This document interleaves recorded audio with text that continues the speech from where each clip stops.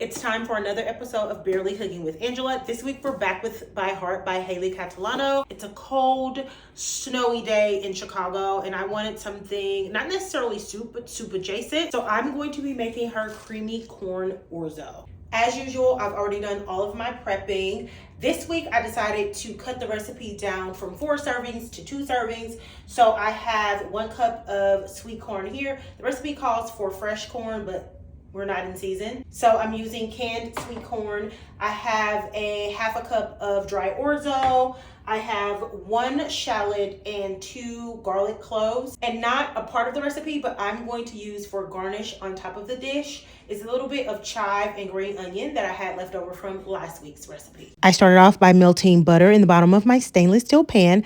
And then I added the shallot and garlic mixture and cooked that down until it was translucent. I added my corn, cooked that through. I added some salt and pepper and then added in the orzo and stirred that around until it was covered with butter.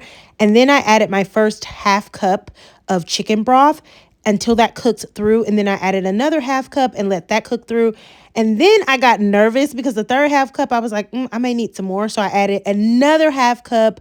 That was me tasting it to make sure it was al dente. It was perfect. I added some mascarpone cheese as well as some pecorino romano cheese, stirred that through thoroughly. And then I salted and peppered that to taste. And then I added crushed red pepper on top as garnish, a little more pecorino romano, a drizzle of olive oil, and then the green onions and chives, and plated it up. Okay, it's time for the best part. Let's give it a taste.